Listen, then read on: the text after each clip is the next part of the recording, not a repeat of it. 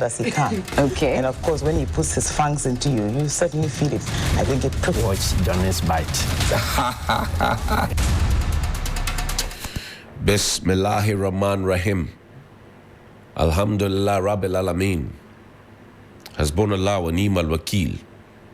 The Lord is my light and my salvation. Whom shall I fear? Yea, though I walk through the valley of the shadow of death, I will fear no evil, for you art with me. Thy rod and thy staff, they comfort me. Thou preparest a table before me in the presence of my enemies. You anoint my head with oil. My cup runneth over, and surely goodness and mercy shall follow me all the days of my life. And I will dwell in the house of the Lord forever and ever. Amen. Assalamu alaikum. It's Thursday. Welcome to Johnnie's Bite. Today is the 13th of February. Tomorrow will be the 14th of February. I want to say thank you to Sonar Fashions this morning for my outfit there in Tamale Kuko. 0246590162. That's 0246590162. Get something special from them. They deliver across the world, and you'll be delighted that you did. 0246590162. Let me quickly say also congratulations to Superintendent Joshua Usu, Manette District Commander. I keep getting flowers about this man. Superintendent Joshua Usu, Manette District Commander, and I keep getting a lot of flowers. He's doing some good work, maybe. I don't know. I don't know him personally. But I keep getting messages that I should say hello to him and big him up and encourage him. So, Superintendent Joshua Usu, good morning to you at Manette and for all the work you're doing. The story is different, actually, from the Kaneshi on to the Odoko stretch. The trotro drivers came to me. They complained that the police, the way they take money from them, whether they have their roadworthy security insurance, they have everything intact, they still take money from them. So, Kaneshi, you have to up your game. They don't like it. Odoko, Kaneshi, Dakuman, you have to up your game. They don't like it. Speaking of which, the trotro drivers, are they supposed to have traffic indicators? Now, or what do you call a trafficator? You don't know when they are branching off the road to park. You don't know when they are moving from their park spaces back onto the road. You can't see anything. They stop at will, they park at will, they move at will. They do everything bazaar. And you see policemen on the road and they don't do anything about it. The trotro drivers, I'm talking about, I'm not even Aboboya, the trotro drivers. I'm gobsmacked. Do they have traffic indicators, or are they just, itinerant drivers who did not learn how to drive and they do everything the way they want, or what? Because they cause a lot of accidents. You'll be following a driver. He doesn't show traffic indicator. Before you know, he has parked.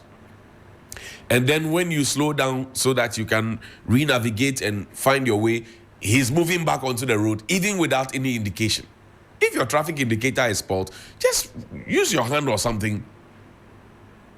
The trotro, I'm talking about the trotro, those are the small buses. And it's so painful. And they do it without, look, it's even more dangerous at dawn and in the evenings. You go home in the night and it's there. You wake up at dawn, you want to come to work, it's there. They are in your face. The police know what I'm talking about. Yet let you, a private person, have problems with your car engine or something and not show traffic. Police will come and stand there because they know they will get money from you. So I'm asking a simple question. I know I have good friends at MTTD, but I'm asking a simple question. Sometimes it's not an MTTD official that's stopping you. It's a regular police that's stopping you. It's because they want to get something from you. Now, I hear there's a fugitive in town. Not in town, outside town. What does it mean to be a fugitive? Letters have been written from the OSP to the lawyers to OSP, black women. Find me the definition of a fugitive. Let's read it together. What does it mean to be a fugitive? Now, they say a fugitive. The plural of that verb or the noun is fugitives. The plural of that noun is fugitives. What does it mean? It means a person who flees or escapes. Note the words. A person who flees, run with speed, or escapes, they dodge, and travels secretly from place to place,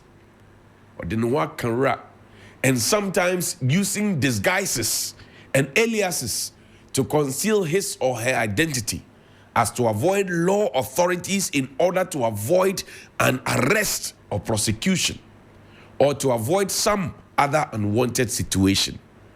The synonyms are abscochalata, that's a cake, there's nomad, there's wanderer, and there's runaway. Runaway. Was it Becca who sounded like runaway? It was Becca, runaway. Or Asha, runaway. So this is the definition of fugitive. Yesterday, when OSP held the press conference, all of you were, no. The definition of fugitive is a person who flees or escapes and travels secretly from place to place, and sometimes uses disguises and aliases to conceal his or her identity, as to avoid law authorities in order to avoid an arrest or prosecution, or to avoid some other unwanted situation. I'll play a video for you from the OSP. Come to me. So in the last 8 years, we're told how well Ghana has developed. In the last 8 years, we're told how we have become of international status. In the last 8 years, we're told how things have become better under the SWAL government. There's no hospital here that can treat whatever Mr. Kenofriata is suffering from. There's no hospital here that can treat whatever Mr. Asante Bedeto is suffering from. So you see how we were fooled to believe that we were in a better place and we are in this together. Are you in this together? You go and queue at Kolebu, Accra Regional Hospital. You go and queue there. If you're in Kwanta, Cape Coast Teaching Hospital, Tamale Teaching Hospital, you go and queue there. They will travel out and go. And you will still be seeing Kukurudu, Eshi, Ejo, Bodo, Ezu. You see your face. You. I'm saying that in the last 8 years, we were promised and made to believe that we had done so well as a country, and that we were living in heaven. Now I'm asking a simple question this morning. The person is receiving medical treatment. He left here and traveled out there, according to his lawyers. Left here and traveled out there to seek medical help. The hospitals in this country are primary, a tertiary hospital in this country, Kolebu. They couldn't treat what he has. Accra Regional Hospital, they couldn't treat. Bank Hospital, they couldn't treat. University of Ghana Medical Center, they couldn't treat. So he had to go out. You see, the lies that you tell, it will be exposed every second of the way. I mean, when people say, oh, we'll see you, I look at them and I laugh. Not so long ago, somebody said, oh, I'll see you for contempt. They went to court. The court did them aguench. They collected money from them and gave to us. Aguench. We don't speak out of nothing. We speak with facts and figures and the documents and the pictures and videos. Facts, figures, documents, and videos. Somebody has been declared a fugitive, and he's not alone. Wallahi, we have to rescue this country. You remember Dr. Mustafa Hamid, a man I so much respect. He's a sheikh, an Islamic cleric, and he's a PhD holder as well. Read. OSP is investigating Mustafa Hamid and 3 others over alleged embezzlement of 1.3 billion Ghana cedis from Unified Petroleum Funds, UPF. The OSP is investigating Mustafa Hamid and 3 others over alleged embezzlement of 1.3 billion Ghana cedis from Unified Petroleum Funds. Wallahi, we have to rescue this country. I'm not saying he did anything wrong. I'm just saying that the fact that OSP is investigating him, I have to let you know. Maybe you don't know. Now, Mustafa Hamid writes, he says, my attention has been drawn to an announcement by the Special Prosecutor, Mr. Kisie Jabin, that I am under investigation for some alleged embezzlement of funds at the Unified Petroleum Price Fund, UPPF, during my tenure as Chief Executive Officer of the National Petroleum Authority. Let's see the next one. As of this afternoon, I have neither received any invitation by any state investigative body, nor have I been under investigation for any such alleged crime. However, I'm willing to avail myself to assist in any investigations of the alleged embezzlement of funds. That's what Dr. Mustafa Hamid said. Sheikh Dr. Mustafa Hamid. Kisie Jabin, Ankwanuma Kisie Jabin, is doing a lot of things. We wish them well. Take me to the Trust Hospital. There's an ICU document with a violet logo. Now, I want to read this to you in full. The last time I spoke about this, somebody whispered to me that, oh, they say they're going to sue you, blah, blah, blah. I say, but which serious person announces that I'm going to sue you before this? Which serious person? You are not a serious person if you do that, though. Yeah, you are not a serious person. You know that what you are doing is wrong. Then when somebody talks about you say, I will sue you. You are not a serious person. Yeah, of course, you are not a serious person. If you're a serious person, you don't announce your suit. You bring the suit. If what we are saying is wrong, you bring the suit. You don't come and announce that I will sue you. Put the notice up there. Let's read it together. This is from ICU. And they put up this notice for all of us to be able to read. It said this comes in reference to the union's petition as mentioned above and the subsequent meetings we have had with you on the matter. We wish to indicate that the position of the National Union and its constituents, that is the unions, at the Trust Hospital on the matter remains essentially unchanged. We, therefore, urge the authority concerned to renew the contract, not to renew the contract of the current chief executive of the Trust Hospital for the reasons we enumerated in our earlier petition in chief to you. And I told you about the issues they had about the chief executive at Trust Hospital. This is ICU writing, not me. We trust that the appointing authority will do the needful and as early as possible avoid any further discordant at the Trust Hospital Company Limited. Signed, Morgan Ayawine is the General Secretary of the ICU. I'll see you. Where has Monica Ankra of the GES? I'll see you. It doesn't work. If you know the thing you are doing is wrong, stop it. Because when my investigators find you, we will find you. And we will talk about you. Go and check the Trust Hospital. Has been run down. People can't be paid their salaries and their allowances and whatever it is. When we talk, you say you sue who? Do you owe the people? You agreed in the meeting that you owe the people. You agreed in the meeting that you owe the people. The people are now demanding. They say we will not back down. This is ICU National saying we will not back. Show me the logo on the letter. They say we will not back down. We will not back down. Our earlier petition in chief stands. And all those who have been given those last-minute appointments and contract extensions who are holding on to it, prepare. They are coming to sack you. Oh yes, you'll be sacked. You cannot eat your cake and have it. I'm telling you, you cannot eat your cake and have it. There's a screenshot of a put it up there. Let them see the ICU first. Dated the 10th of February. That's the ICU logo. I didn't utter those words. It's there. Now, there's a book, a screenshot of a book. This is the Ghana Police Service, their own dictates to CIDs. And I saluted Superintendent Joshua at Manette. Elsewhere, CIDs are supposed to be plainclothes officers unless, and of course, they have to wear uniform. There are certain commanders who are insisting that CIDs wear uniform and appear and be at the charge office. You are exposing them to danger. These are concerns from CID people. You are exposing them to danger. What does the book say? Duties and discipline of detectives. Members of the CID shall be employed primarily in the investigation of crime. And this duty is to take precedence over all other duties. First. 2, The responsibility of taking immediate action in cases of serious crime lies with the officer in charge of the station, and in the absence of a detective, a uniformed officer shall deal with crime. 3.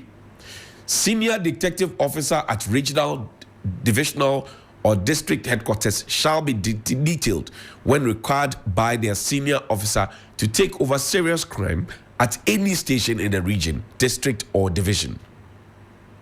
4. The compiling of registers and returns shall be done normally by detective, but when not available, uniformed officers may be detailed for their duties. Photographers may be employed at station on routine duties when not required in the detection of crime, particularly in connection with the keeping of records of unknown criminals. 5. All detectives are subject to the same conditions of discipline as uniformed ranks and come under the disciplinary authority of their senior officers in the region in which they are posted. When a detective is dealt with in orderly room for disciplinary offense, a copy of the entry in his record of service shall be sent to the Director General CID. Copies of entries in record of service of detectives shall be sent to the Chief Staff Officer at the police headquarters. Which part of this says that detectives should be doing regular police job? I'm asking. I just want to ask. Which part of this says? I'm asking which part of this says you endanger the lives of detectives because of you want to satisfy your whims and caprices. Why? Officer, why? I know you don't like what I'm saying, but what I'm saying, it makes common sense, because when you joined the service, that was not how things were being done. So why are you trying to reinvent the wheel? Somebody that you send in plain clothing to go and investigate people, to arrest them, to fight crime, you are now exposing them for everybody in the town to know that they are policemen. How do they go and do that overt and covert operations? How do they do that? Something that's supposed to be covert, now you're making it overt. How do they do that? How? Because you have your favorites. You should be bowing down your head in shame. I've spoken about political police, protocol police, and proper police. If you are not political, you are protocol. Because if you are proper police, you won't do that. If you are proper police, you won't do that. Find me Yao Safomafo's video. Honorable Yao Safomafu was a senior minister, he was a senior advisor to the He president. was also emphatic of revoking all appointments and employment made after the December 7 elections by the NDC government. We have a payroll for every department and every sector institution in this country. So if I'm appointed a new minister and your payroll, you are not on the payroll till December, the day of the election, and you're going to appear on the payroll for January, when were you engaged in that particular thing? You are going to create a problem. If names appear on the payroll after December, we definitely will lay them off quietly. He was also emphatic of revoking all appointments and employment made after the December 7 elections by the NDC government. We have a payroll for every department and every sector institution in this country. So if I'm appointed a new minister and your payroll, you are not on the payroll till December, the day of the election, and you're going to appear on the payroll for January, when were you engaged in that particular thing? You are going to create a problem. If names appear on the payroll after December, we definitely will lay them off quietly. We'll lay them off quietly. So what is the noise about? This was done in the past. That's why I say we should have a Ghana print of how we want to do things. This was done in the past. People were laid off quietly. People are going to be laid off. Now people are complaining. Look, there's a post by Eko Vincent, my good friend, MP for Otafo. Listen to him. 14th of December 2016. He says, wobbling appointments at the NSS. Our attention has been drawn to some dying day sinister engagements of the executive director of the NSS. The acting director, who is also alleged to have meddled in some financial malfeasance, is on an appointment spree at the Secretariat. Most of these new appointments to district and regional director positions are being thrown at lobbyists of the NDC in a worrying fashion. While the common practice has been to engage the Public Services Commission in making new appointments, it can be confirmed that the acting director has disregarded the part of the law which even mandates officers of the PSC, the Public Services Commission, to be represented on interview panels. Again, the positions being filled were not properly advertised as prescribed by legal standards. Even more worrying is the director's resort to hiring. Continues. When was the last time you heard of any of the paramilitary organizations or even the military advertising for people to come and apply for jobs? When was the last time? I'm asking you, when was the last time? Do you know that people are passing out almost every 3 weeks, 4 weeks? Do you know that? You didn't know. I'm telling you, I've showed you videos here. Prison service, I've showed you videos here. Immigration service, I've showed you videos here. Why are you confused? Don't be confused. I've showed you videos here. I said, when was the last time your daughter, your son, you yourself, you want to join any of them, the security services? When was the last time you saw an editorial in the paper saying that you should come forward, come and put your name there? Mr. Yosafo Mafu, who at some point was the senior minister, at some point became the senior advisor to the president, he said, we'll lay them off quietly. Why are you complaining now? If people are going to be laid off quietly.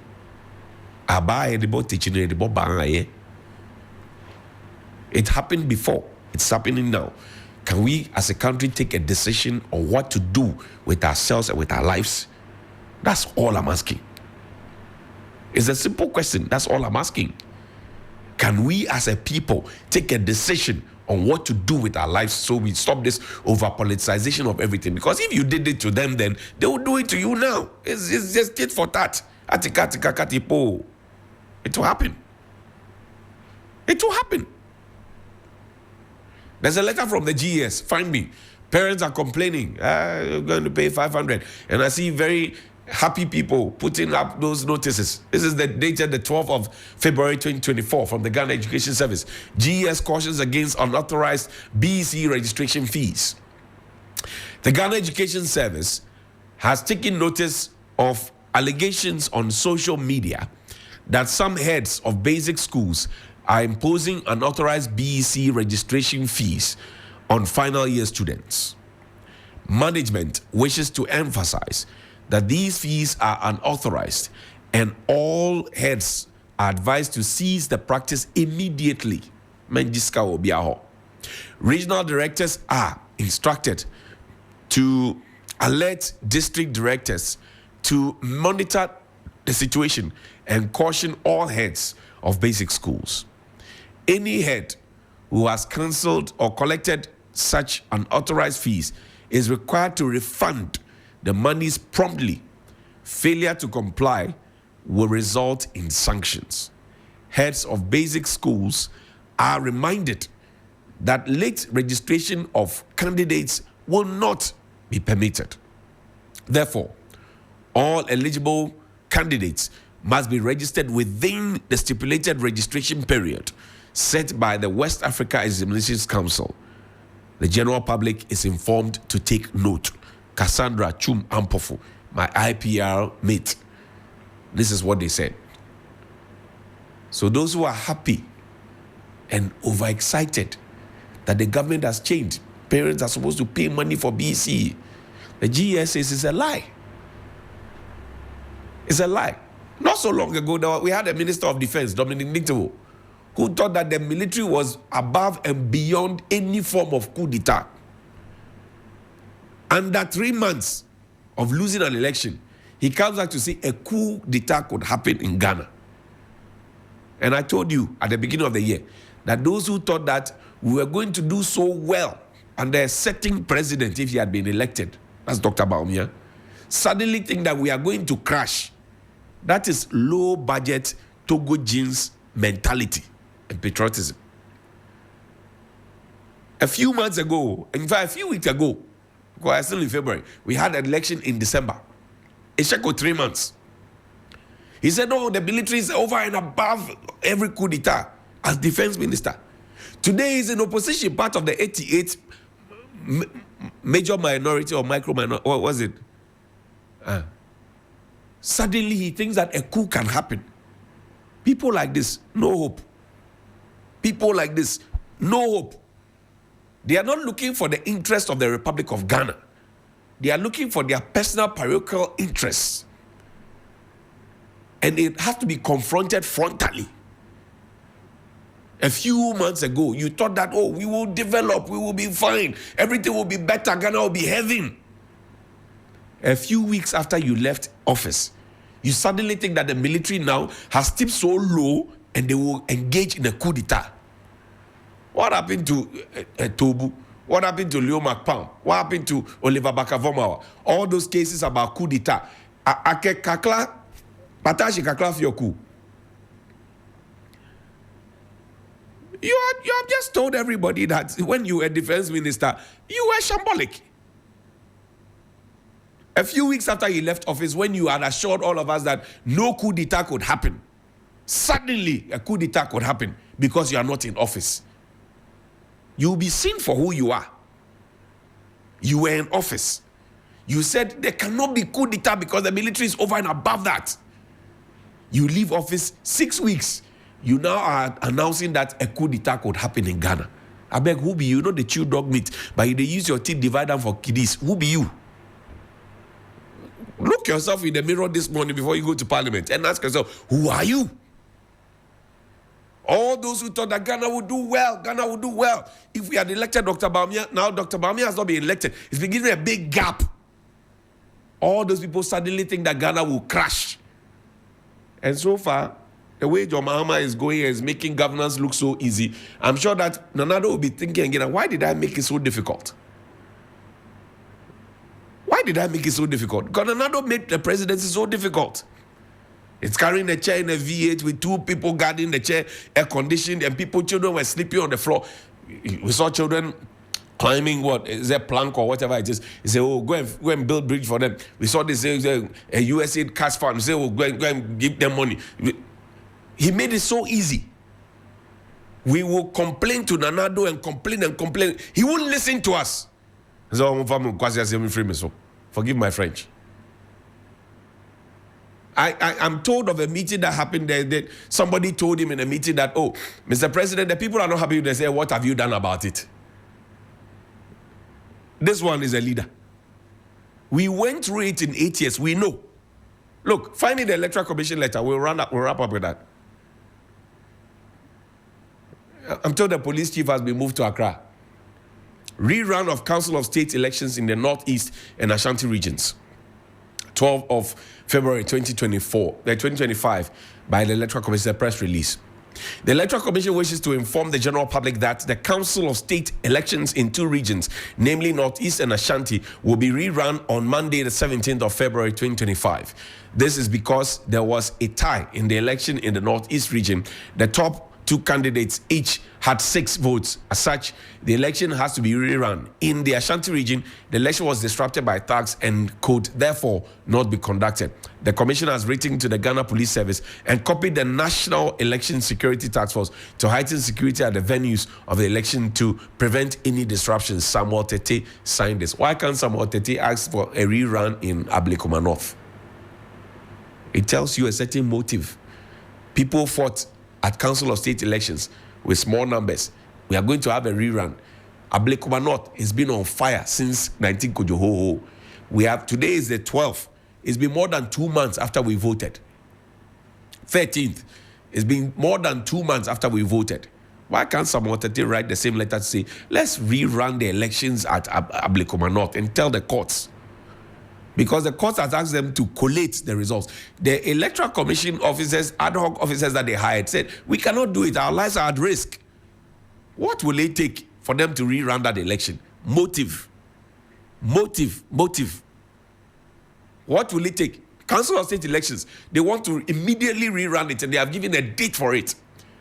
The people of Ablekuma have no representation. And we did that same sin to Sal, Santo Kofi Akpafulikpe Lolobi. For 4 years, they had no representation. 4 years, they had no representation. They now had Fred Agbenyo as their brand new MP. But for 4 years, the people of Santo Kofi Akpafulikpe Lolobi had no MP. They were told on the eve of the elections that you will not participate in the parliamentary elections. As we speak, the people in Ablekuma North have no MP. And the Electoral Commission is watching. But Council of State elections, people will get 26,000 CDs at the end of every month as allowances, whether the advice is taken or not taken.